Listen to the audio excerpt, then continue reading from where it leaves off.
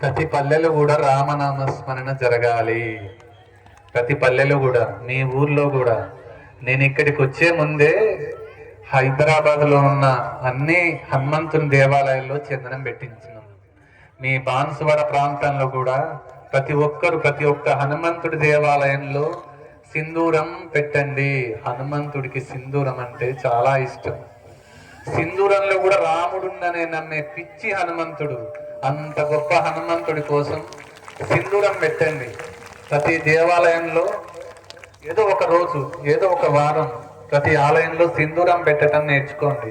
హనుమంతుడికి అగరబత్తిలు గుచ్చటం నేర్చుకోకండి. ఎందుకంటే ఆయన మనం ఒక్కటి చేస్తే ఆయన 10 చేస్తాడు. అందుకనే ప్రతి గ్రామంలో సింధూరం, ప్రతి గ్రామంలో రామనామ స్మరణ జరగాలని ఇంత దూరం ఈ గ్రామానికి రావటం జరిగింది. ఒకవేళ మీరు చేయలేని పక్షం ఉంటే మళ్ళీ నేను రా, అందుకనే మీరు చెయ్యాలి, నేను రావాలి. హనుమంతుడు మనందరి కోసం ఉన్నారు. హనుమంతుడు మనందరి కోసం మంచి దారి చూపిస్తారు. ఆ దారి కోసం, హనుమంతుడి కోసం మీరు ఎప్పుడన్నా హనుమంతుని చూసిందా? లేదా? నేనే ఉన్నా ఇంకా మళ్ళీ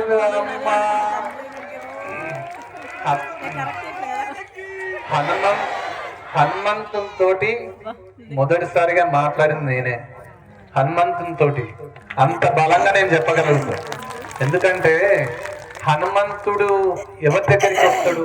స్వార్థం లేని వాళ్ళ దగ్గరికి వస్తాడు. హనుమంతుడు ఎవరి దగ్గరికి వస్తాడు?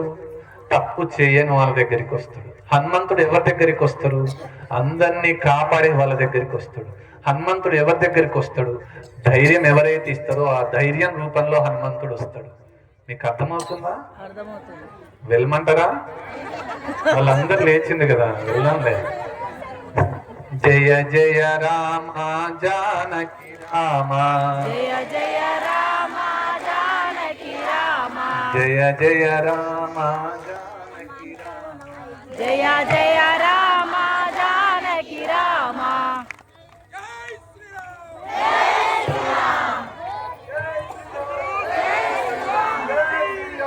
జై శ్రీరామ్, జై శ్రీరామ్.